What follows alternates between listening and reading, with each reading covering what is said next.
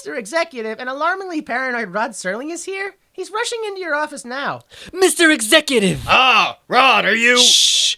There's only enough time for my grand entrance. Quick, close the blinds. Shh.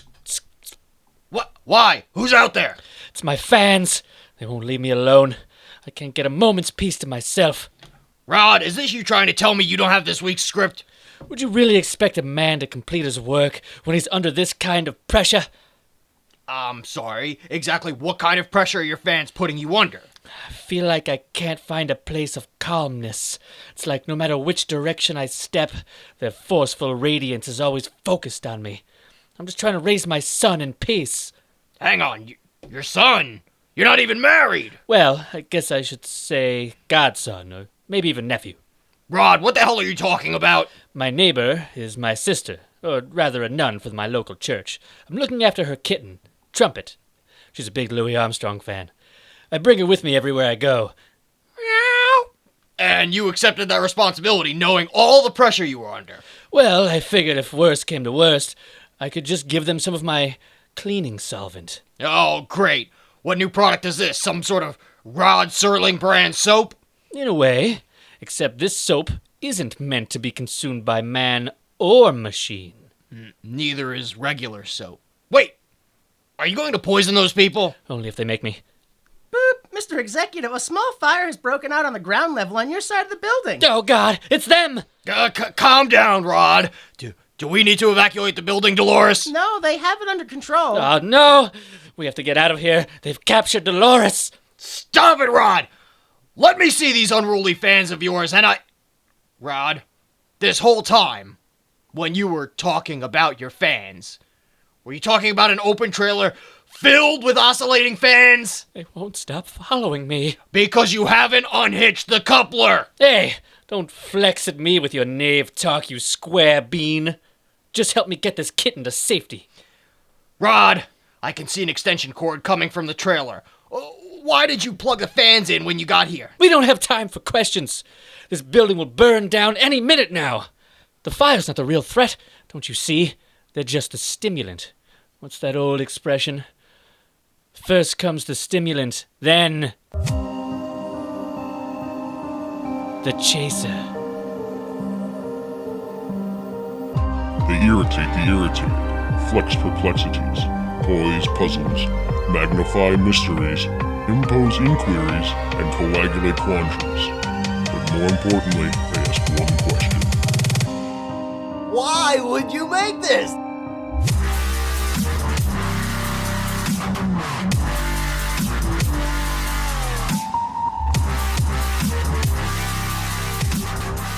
Hello, everyone. Welcome and thank you for listening. This is Why Would You Make This? The only podcast that constantly badger you to pay attention to us, but then tells you to fuck off when you do, leaving everyone to ask the question, why would you make this? I'm Jimmy Time. I'm joined by my co-host, Huge. How are you, sir? Yeah, I'm here. Wow. Delta is also here. How you doing, Wagwan? Wagwan. All right, half of us give a shit. Yeah. Half of us are dead. I mean, I was just badgering you to pay attention to the name of the episode. That's it. What do you mean? What are you trying to say? That me naming a kitten Trumpet in the opening skit was not a last minute change because I realized that was not the name of the episode? No, actually, you're probably just cleverly setting up for the next episode. It is. It's foreshadowing. Yes, foreshadowing. You disgust me. All right, so we watched The Chaser, the 31st episode of the first season of the 1959 The Twilight Zone, which first aired May 13th, 1960. So, guys, hot debate. It's super easy to rewrite a script on the fly, right? Woo! Not hard at all. Not difficult at all. Yo, you don't- debate over. Right? Yeah, Done. you could just... I don't have thoughts on this subject. No? No, you've never experienced such a thing. No, never. No. Oh, let's debate. Is dyslexia crippling? Like, And it's contagious. genuinely impactful on your productivity? I don't think it is. I don't know. Counterpoint? Yes. All right. So yeah, that's the truth. Yeah. That's a lot of truth right there that we threw down. Let's go ahead and just go right into the truth hour.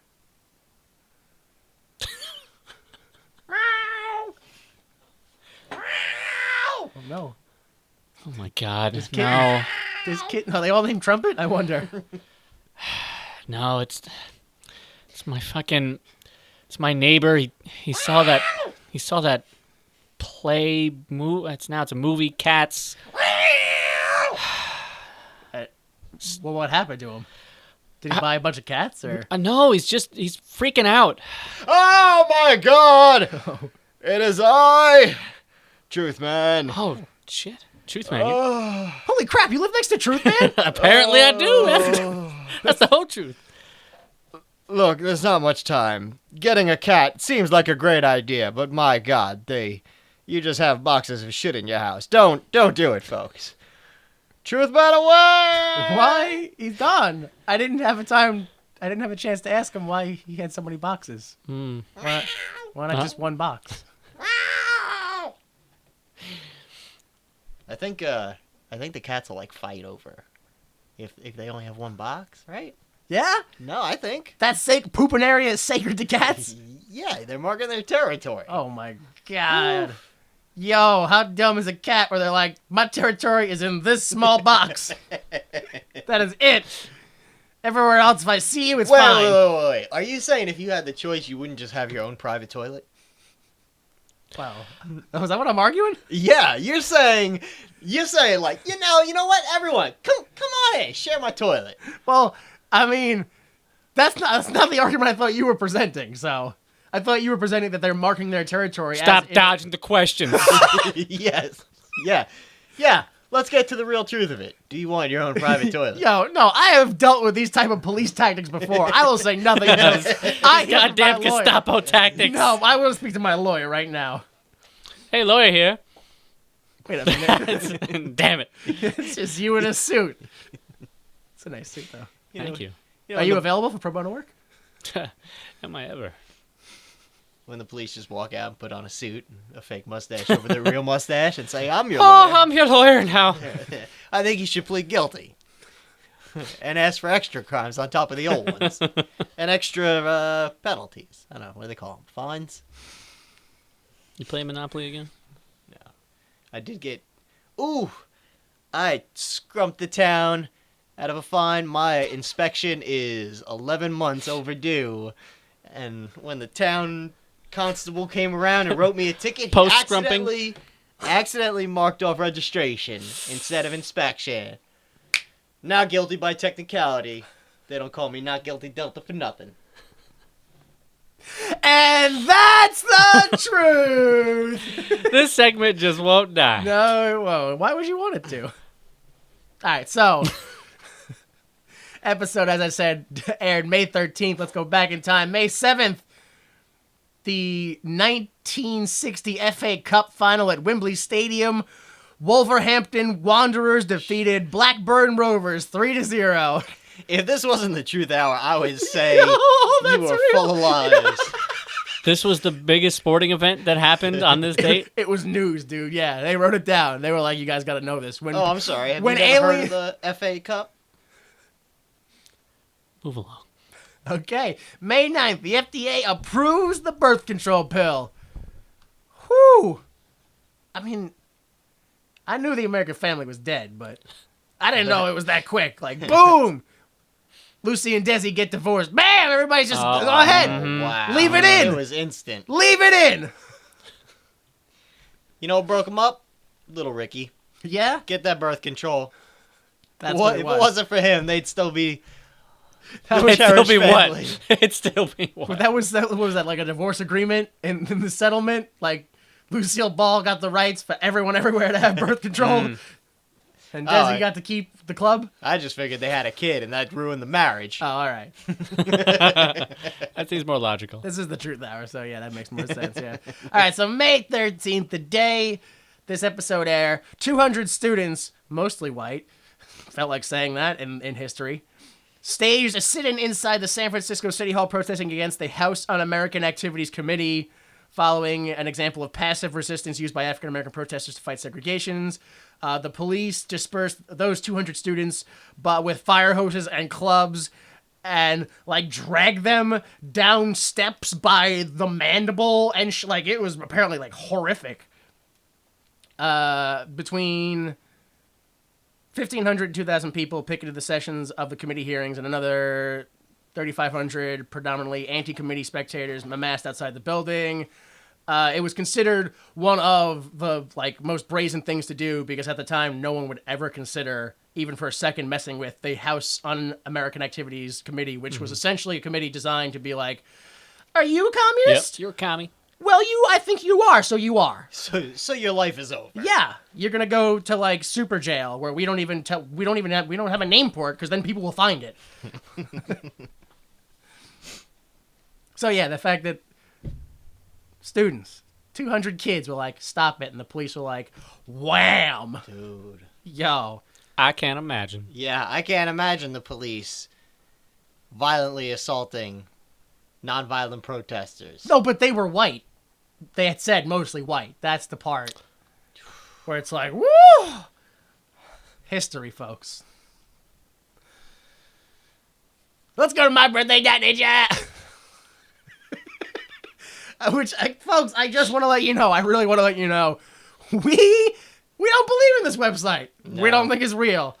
I only talk about it because when you type in any date, specifically this date, May 13th, 1960, mybirthday.ninja is the usually first result every time on Google. I type in any date, and it's not, what happened on that day. It's this horoscope website. The person who runs it has got to be making so much money off ad revenue. Trillions. They have to be. So I don't know how you feel about this, but you were a female in your last earthly incarnation, born somewhere in the territory of Yukon in approximately 1325, and you were a leader, major, or captain fighting in those polar bear wars. That was, if you remember from a few episodes back, that was when maybe this person was that famous feat of strength, the lady who fell off a polar bear. No. You were the lady that fell off a polar bear. Oh, yeah. And then, as usual, you were a quiet and timid person, and you waited for a chance to be creative, and you wanted to make the world more beautiful and spiritual. And anyway, let's go to the Troy McClure Hour, huh? Could be our best hour. Could be our favorite hour. It's our favorite hour. The Troy McClure Hour. Hello, I'm Troy McClure. You may remember me from such literal genie films as Bad Motherfucker, My Failed Attempt at Incest, or Releasing Your Inner Child, Removing My Unborn Twin. Today, we're here to teach you how to stop dreaming and start achieving. All right. Yo, I remember when I saw those in theaters and they advertised them as genie films. I was so confused. Literal genie films. Yeah. All right, so this movie, episode, whatever we're watching, this thing was directed by Douglas Hayes, who is known for being a writer, not a director. Oh, good. Oh, great. This is written by Robert Presnell Jr., the only guy who isn't like Charles Beaumont or Rod Serling or what's the other guy? Bradbury. No, Matheson. Oh, Matheson. Yeah. Yeah, those three guys wrote every episode of the first season except for this one and this guy. That's it. You know him, probably not, for the 1950 A Life in the Balance or one episode of various TV shows. So first we have, this is the order they gave it to me, despite me thinking the cast should be the other way around. You shouldn't be so surprised by that because it said it on a card in a scene. Yeah, and I didn't pick it up. Yeah. But, So, You did. man. John McIntyre plays Professor A. Damon. You recognize him from the 1960 Psycho, the 1977 Disney's The Rescuers, and his final appearance in the 1989 Turner and Hooch. Hell yeah. He died in 1991. So he got just a taste of that Turner and Hooch money before Yeah. before he croaked. Next we have Patricia Barry, who plays Leela. You recognize her in the 1964 Dear Heart, the 1983 Twilight Zone the movie, or the 1989 Sea of Love. Twilight Zone, the movie, she was in the sequence with the kid. I don't know. She played a mom or something like that. Yeah. Okay. She died in 2016. Huh? Bro, right before it started to get bad. Good for her. Oh, she got out. Just Cashed me. in. Good for her.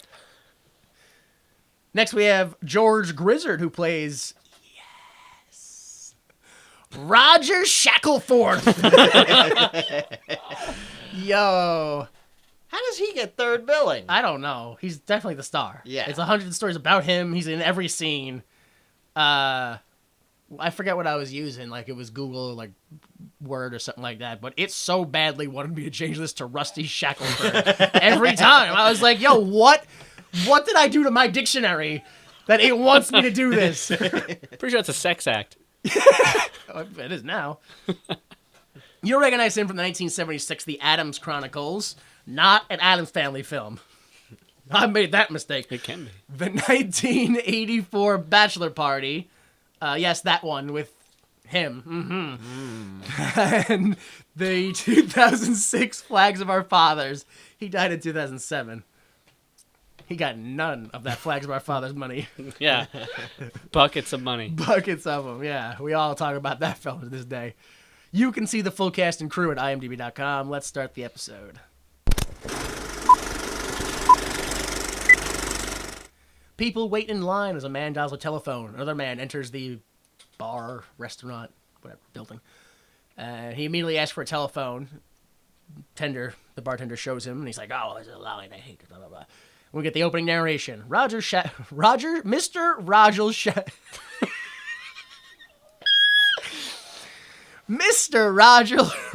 Shackleford. Yo! Oh, I hope you got 4 seatbelts, because put them all on. Here we go. This episode is 4 hours. This dyslexia is off the tracks. Mr. Roger Shackleford. Good enough. Roger Shackleford. Age, youthful 20s. Occupation, being in love. Not just in love, but madly, passionately, illogically, miserably, all-consumingly in love. With a young woman named Leela, who has a vague recollection of his face and even less than a passing interest.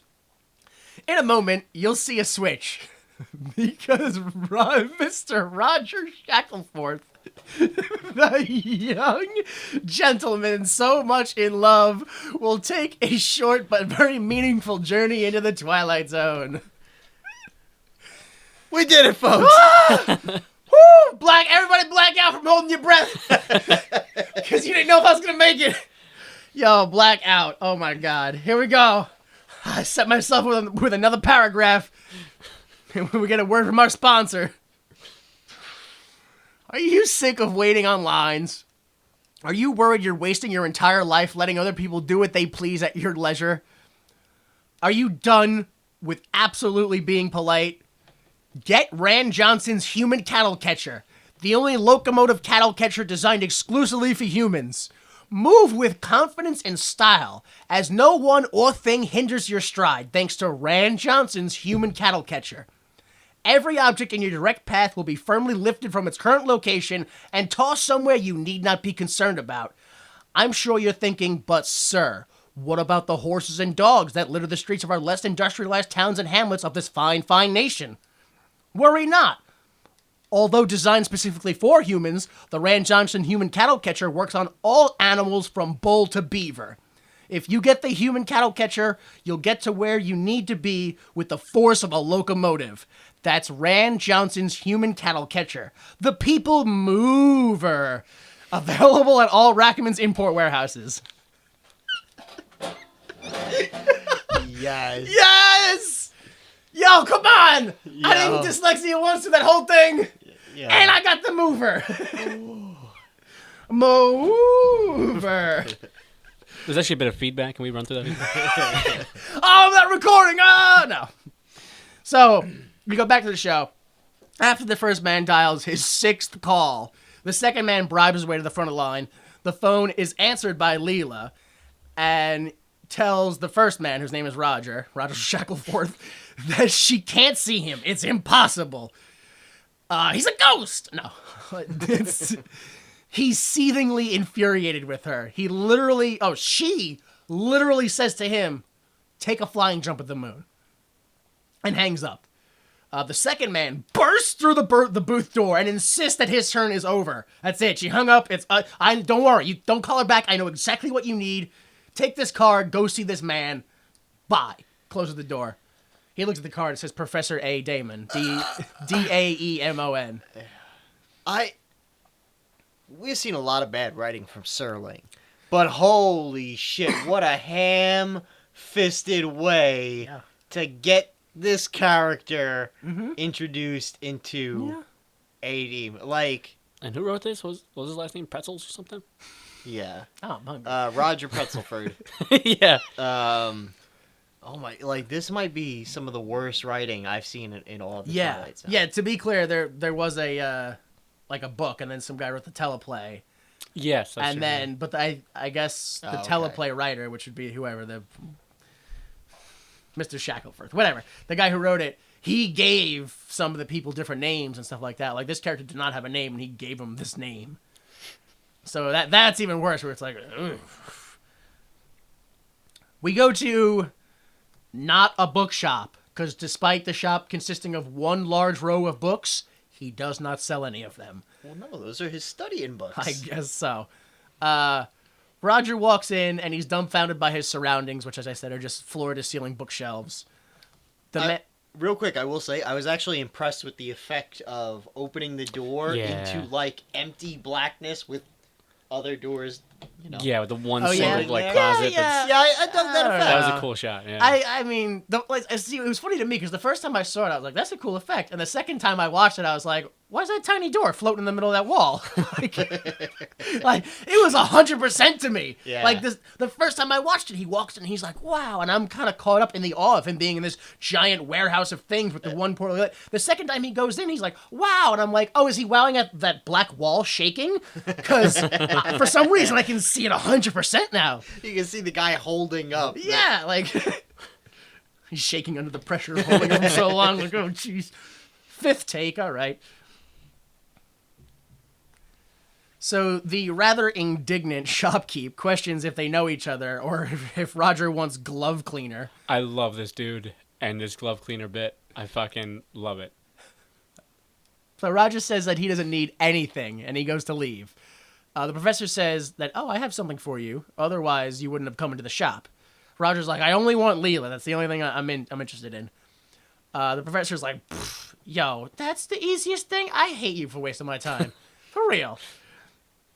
Roger's like, no, you misunderstood me. I said love with Leela. You know, Leela, she's the greatest woman in the world, and love, that's impossible. And he's like, yo, what are you talking about? Look, I got all these other things I can give you. I can give you this, I can give you that. Because this stuff here that I'm going to give you, it's going to make a lady obsessed with you. I mean, you don't want that. It's crap, and it's trash. It's like, really? No, that's what I want. He's like, no, it'll make her like a lovesick dog. It's no good. You want glove cleaner. Get glove cleaner. That's what you want. You know, glove cleaner. Super poison? He literally is like, it's a poison. Odorless, tasteless? Yeah, it kills people. He doesn't say that, but he The 100%, eradicator. he spells it out. Yeah, the eradicator. Oh, by the way, it's $1,000. You can't afford it. Shut your mouth. What you want is this love potion. It's $1. Here, take it. And he's like, all right, I'll take it so long as it's not going to hurt. And he's like, dude, you're the only one that's getting hurt. Give me that money. Give me that $1. So we go to Leela's apartment, and the door buzzes, and Leela enters the room, poses by the threshold, and then goes to the door and opens it. And I don't know if I'm just like 100% more of a pervert than you guys are, but yo, you could definitely see this woman's bra and panties on 1960s television. I was like, really? What the fuck? I couldn't believe it. I was shocked. I was like, the death of the American family, dude. I didn't want to have to masturbate mid-episode. Yo, I did. And I did. Yeah, no, I was just like, I thought this was like, you know, a semi-fanny show. And I mean, it's not 100%, but like for 1960s, I was like, I can clearly make out that woman's seam line. My goodness. Get the kids out of here, because I'm going to make a mess. So, Leela tries to push him away. She's like, no, I don't want to see you. I don't want to see you, Roger. Get out. And then he's like, come on, just one drink. And she's like, no. Okay, just a drink. And me, I'm like, oh boy. Like, in my dumb head, I'm like, well, now she's asking for it. Like, just asking, like, why let him in? I don't know. So she gets in and she's like, oh, I gotta go put my dress on, whatever. It's your fault for trusting any man ever. Yo, I mean, just this dumb guy who's, I don't know. Obviously, it's wrong. Who's Obviously, it's clearly wrong. obsessed with her Yeah, and forces his way to it. I'm just saying, like, all the signs are there. Like, why would she do... whatever, fine. So she goes in. He follows her. She's like, stop. I gotta go get dressed. Don't follow me in here. And he's like, all right, let me go. Yeah, I'm watching this, and I'm like, am I supposed to be rooting for this guy? Yeah. Fucking arrest this rapist. Yeah, no, that's 100% a good thing in the 1960s. That's a good job, buddy. So, like I said, yeah, he goes and gets the drinks ready while she's getting dressed, and he says, it's like Millennium. And I go, what the fuck? I literally lose an hour of my life researching this. Oh, thank God. Because it drove me nuts. I was like, he doesn't even say, like, it's like the Millennium. Like, no, it's like Millennium. Yeah. And then moves on. The best I could find, it is a bullshit white America Christian lingo thing, where apparently... at some point during Revelations, you know, when Jesus comes back and he rules for 1,000 years, well, that 1,000-year reign is millennium. So it's like the 1,000-year reign of Jesus. It's like millennium. But that just made me angry because it's like, but so hang on, let me get this straight. The apocalypse comes, right? Everything in the world dies. Jesus takes all his followers and then they reign over dead things? Well, no, I'm sure they build like a new garden and stuff. But For 1,000 years? That's another thing too. Is it says I was reading like the paragraph that it's in, and it's like, and the angels come down from heaven, and he shackles the devil, and he puts him in the bottomless pit, and he locks him there for 1,000 years, and after that he lets him out for a little while. Get some sun. Yeah, I was like, what game are they playing where they letting him out? And then like Jesus rules for 1,000 years. It said that if you worship him, that when the resurrection comes, you will be born back to life and rule with him for 1,000 years. After that, everyone else will come back to life. And then what?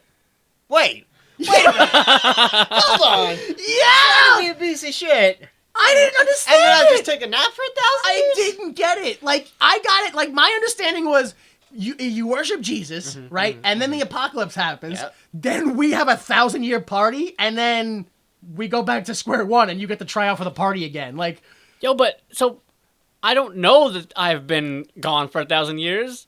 I'm dead, and then boom, I wake up. That's the thing. You have to not know you were gone for 1,000 years. Otherwise, you're not gone. Because you're there. You know it. Like, Yeah, exactly. So, to me, there's no consequences whatsoever. I couldn't. And now the only difference is that now I've got this guy who's got 1,000 years of smugness compared to me who just died and came back. You just told me I could live the life of Futurama where I just get frozen for 1,000 years and come back in the year 3000. The only part where I was like, win-win. The only part where I was like, okay, that at least makes sense, but also, why would I care? Which is, if you went to Jesus and ruled for 1,000 years, when it starts all over, because that's the only, it didn't say it starts all over, but that's the only way it makes sense to me, is when it starts all over, because I'd have to for this to make sense, you then get to judge other people for Jesus. Oh, I don't want to do that.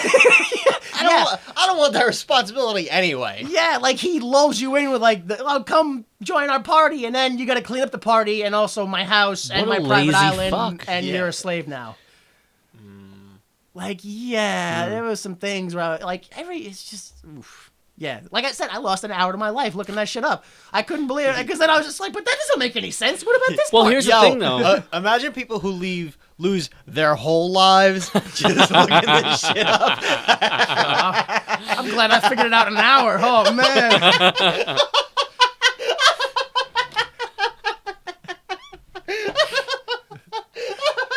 Yeah. Yo, what'd you do the last 65 years? Oh, you just read the same book over and over again. Huh. And you really, after the first time, you were like, let me dig back into this and see where it leads me. Whew. So, Roger pours a drink, putting the love potion in Leela's drink. Yeah, he roofies her. Yeah, he roofies the shit out Yeah. of her, yeah. I guess see, I wasn't 100% sure of the implication there, because she kept looking at her watch and being like, all right, time to leave, as if like she had Another male suitor? That's kind of what I thought. I wasn't sure if they were trying to imply that she was a bit of a, like, if she slept around, or if she was a prostitute, like she had another appointment to take care of, like, I couldn't figure that out. She's a lovely young woman. She has many attractive male suitors. I'm sure. She gulps down the glass of champagne and one gulp. Oh, that was one All drink. right, Get beat out. Yeah. Yeah. And Roger just like follows her around, like, huh? Is it gonna happen now? Is it gonna happen? Like, when's it gonna happen? When's it gonna take effect? She's like, what are you doing? Get out of here. Leave. And he's like, how about just a kiss? Just one kiss. She's like, no, leave. And he's like, oh, all right. She's like, oh, fine. Here's a kiss. Mwah, fine. Get out. And he's like, oh, all right, I'm leaving. And she's like, and I didn't even like doing that. And he's like, no, I understand. And then she's like, well, you know, you don't have to be so, like, upset about it. Like, I'm not being mean to you. Like, it's not, like, look, let me make the kiss better. She's like, what's going on in my head? And he's like, who cares? What difference, baby? Oh and my she's like, God. yep, wee! Oh, like, this is hard to watch. Yo, like, honestly, like, there's, you know, an adolescent evil part of me. It's like, yo, I wish I could just give a girl a thing, and she'd be like, yeah. And then I watched this, and I was like, ooh, no, that's, oh, that was evil. I don't like that at all. Yeah. Yo. Oh, it made me feel like I didn't even do it, and it made me feel bad. I was like, yo, I'm an animal for thinking that shit. God damn. So yeah, we're in love, and they hug, and that's it. Blackout. We go to another commercial. You've waited long enough. Experience Millennium. You shouldn't be ignored anymore. Experience Millennium. You can be in control. Experience Millennium. Make the world respect you. Experience Millennium. Take everything you want. Experience Millennium. Be you. Experience Millennium. What is Millennium? Experience Millennium. Experience Millennium and find out for yourself. Experience Millennium. Experience Millennium. Experience Millennium. All right, back from commercial. Yo, what is Millennium? I don't know. Oh, that's the 1,000 years that Jesus rules after he comes back from, I guess, the dead. Yeah, Detroit. Yeah. Yo, here's the thing, though, about shit like this in the Twilight Zone. They have either one of two paths. Either like this, it's just never explained again, and you just go batshit crazy trying to figure out why it's even in there, or it's explained to death, and they beat you over the head with it, like Love Cleaner. But, yeah. You get best of both worlds in this episode. Good. All right, so we're back from commercial, and we go to the apartment. I guess it's their apartment now. Like, a bunch of times. They're married. Yeah, a bunch of times skipped ahead. Yeah. Like, a lot of times skipped 6 ahead. months. Did they say that? Yeah. Really? Yeah. What? They talk about it. They're like, it's our 6-month anniversary. Oh, I didn't realize that at all. Okay, good. I didn't realize that at all. Yeah, so Roger is reading the paper, and Leela is attentive to the point of harassment, trying to get things before he tries to get them himself, and questioning about his desires, and, oh, are you okay, and blah, blah, blah, all that stuff. Roger's just getting, like, smothered by it, and eventually he's like, oh, my God, I gotta get out. I gotta go out. I have an appointment. I gotta leave. Right. And he runs. We go back to the not a bookshop, and the person's like, oh, I was expecting you. And Roger's like, what? No, you weren't. I don't even want anything from you. I'm just hanging out. How about that Chinese famine in 1960? What about that, huh? You know, casual. Never been in a Barnes & Noble? Happenstance. Strike up a... Yeah. That's how I pick up all my dates. How about all those starving Chinese people? Yeah. Well, that's how I know, because if they... Either they go, good, and I go, oof. Well, all right, yeah. In today's America? Or they go, oh, and I go, oof. That's too involved. I don't want to be with that. And I go home alone. So the professor finds what he was looking for, because he was searching for something while the small talk was happening. Glove cleaner. Roger asks if there's something that he can do to maybe turn the spell down a bit or transfer it to some dumb animal or whatever, but there isn't any other way. Roger says, oh, you don't know what it's like. You don't know what it's like. And the professor's like, my dear boy, why do you think I invented glove cleaner? It's just like, oh my god, dude. So Roger already has a check made out. Actually, sorry, I skipped some. Roger goes, but $1,000? That's my life savings. And I look it up, and $1,000 in the 1960s is just under $8,700. And immediately when I read that, I go, but he's wearing a suit. Yeah. So, yeah. Roger pulls a check out of his jacket, and it's already made out, and the professor's like, oh, okay, snatch, here's your bottle, see you later. And he's like, you gotta make sure you use it now, because if you don't, you'll never have the courage to use it again. And then he leaves, and Roger says the title of the episode. He goes, that's how it always is. First the stimulant, then the chaser. That famous saying. Say it to my kids every night, dude. Every night I say it to them. So we go back to the apartment. Roger surprises Leela. Sorry. No, I felt like I had more notes in here, but I don't see them. Sorry. All right, so we go back to the apartment, and Roger surprises Leela with champagne, and he tells her to get ready into the couch, and he sneaks the poison into her drink, and they joke around for a little bit. And this is I see. Like I said, I had more notes, but I guess I missed them. Earlier on, when he was like, "I can't take this," and she's so attentive, I gotta get out of here. I was like, "Yo, she's not. I mean, she is, but she's not over attentive so much as you don't know how to express yourself. Like literally, she's like, "Is my attentiveness bothering you?" And he went, "No," even though it very obviously, clearly was. And it's like, well, she loves you so much she'll do anything for you, including smoke your pipe all day. Yeah, even if though you're like, go sit in that room by yourself, she'll do it. 100%. Like I know from now it's like that's fucking gross, but this is like the 1950s male dream. Like, how does he not living it up and being like, yo, go cook a roast until it's good? Like, you're still not good at it, do it again, or what? Like, just. He just doesn't understand it, like how to live that life, or even like it doesn't even have to be that like 1950s life, like literally just things that still happen today, like a master submissive dominant lifestyle. You know what I mean? Like that sort of a slave lifestyle that people willingly get into. I don't know why, but people do it. Sex is weird. It's just weird, people. You guys have it, right? That's gross. I don't get that. No, but yeah, that's some people there are people out there who are into that, and it's still a thing. And he doesn't get it. And it cements it to me that he just does not get it. When this happens and he comes home and he's like, oh, go get ready. Go do something. When literally he could be like, if you love me, drink this. And she'll do it. Because she's like, it's literally that bad. But he doesn't get it. And clearly this guy has no concept of what, I don't even want to say a healthy relationship, just a relationship. Yeah. Right? Because going into it, all he did was just call and harass her on the phone. Like, this dude is all about, the quote-unquote chase. Right. But as soon as, like, oh, he's actually with a woman, maybe he's the chaser. I think they did I think the way they made her after, she drinks the first love potion or like the love potion or whatever. Right. I felt like it was a little inconsistent. I don't know if you guys thought this, but they kind of I don't remember ever seeing this episode until recently.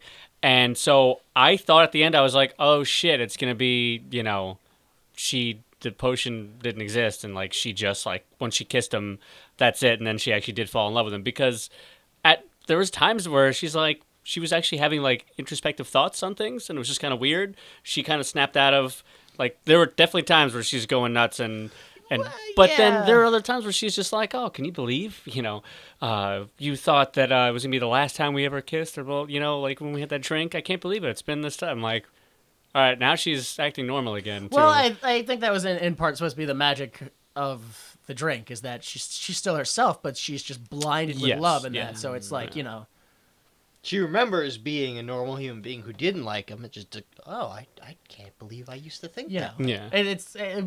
in a sense, it's like any other abusive relationship, probably when there's drugs involved, in that, oh, why did he hit me? Well, it's because he loves me. It's, there's ways to cloud that idea and be like, yeah, he's fine.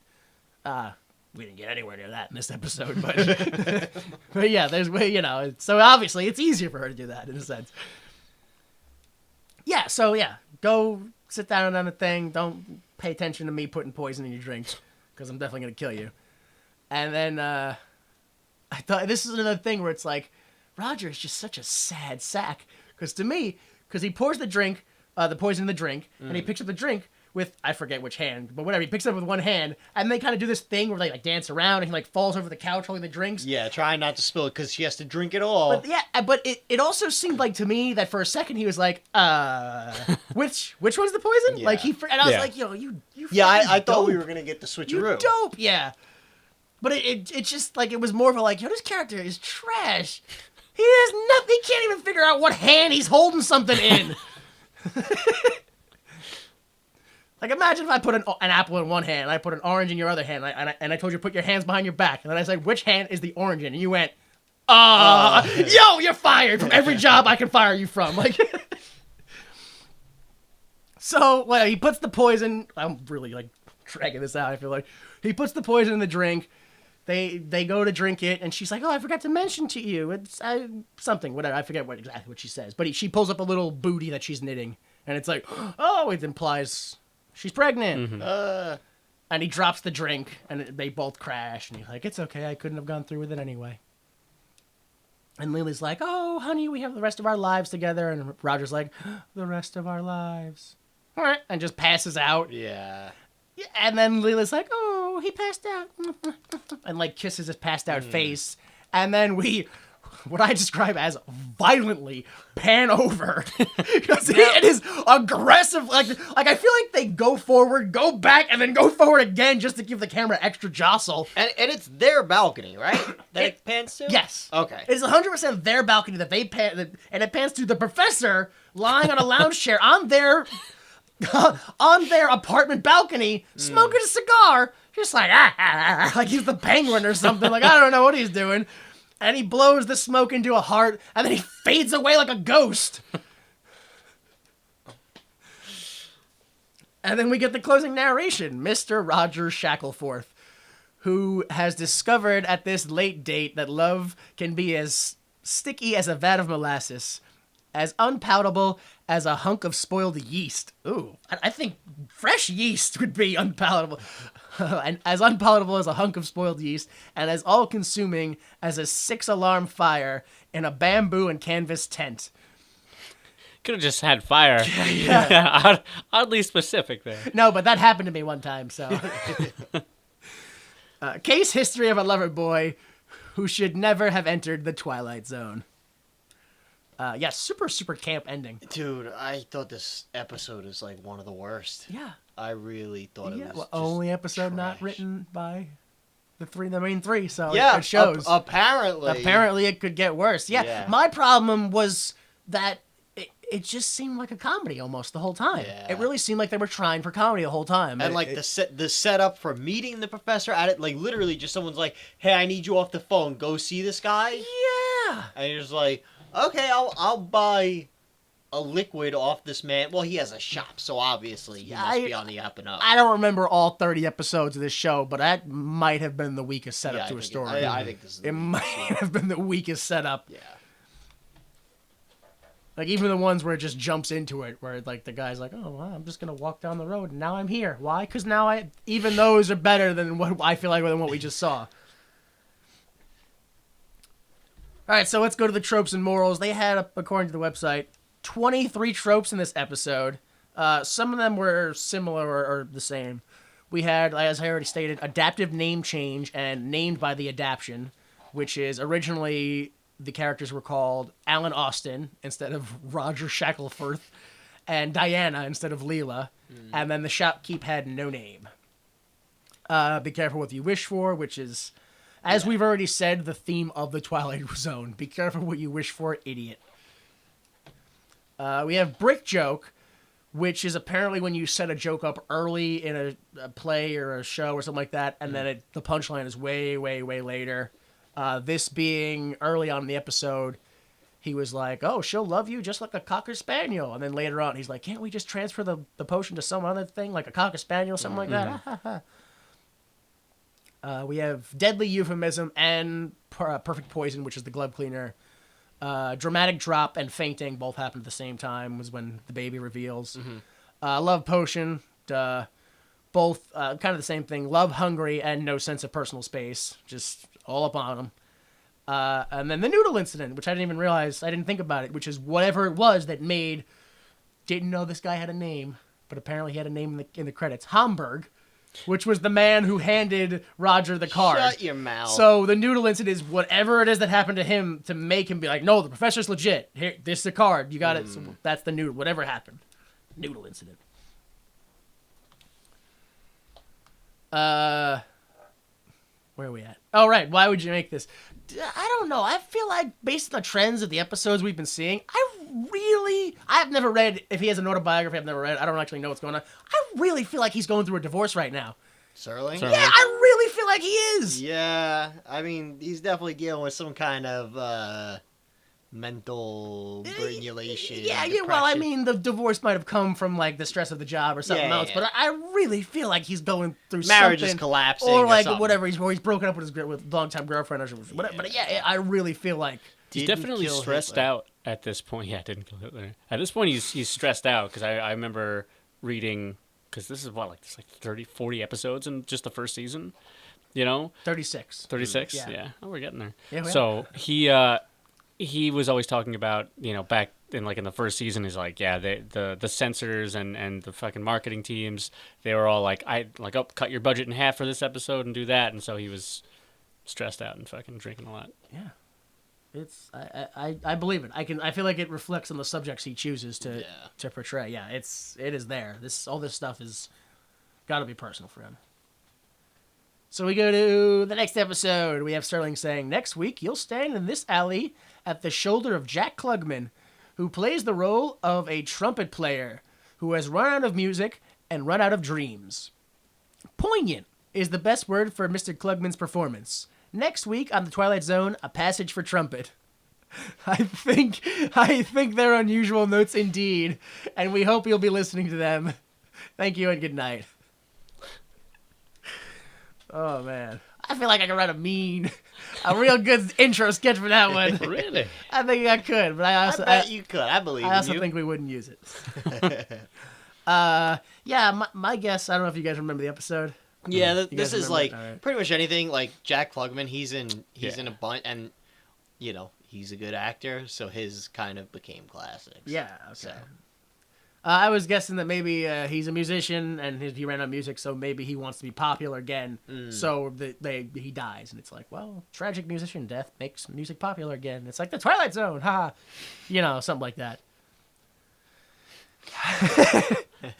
Twilight Zone, ha! Yeah. Be careful what you wish for, dummy. That's the Twilight Zone. Yeah. It's just Serling pushes him down some stairs. Shouldn't have been standing next to stairs.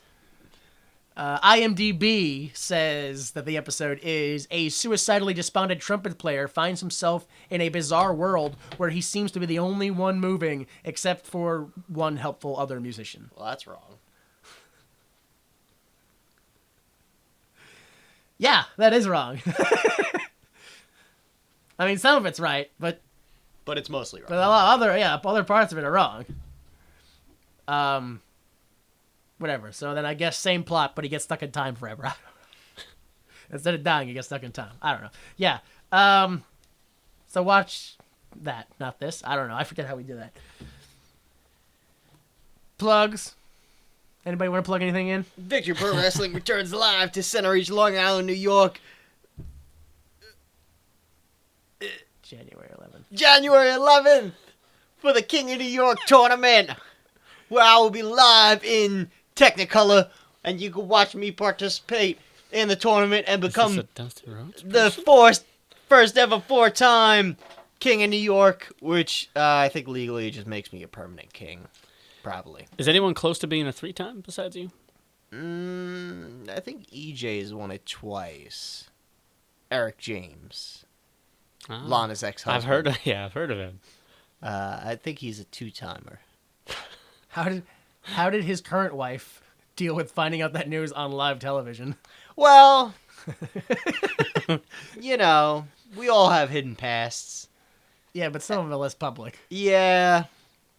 She'll probably grow to accept it.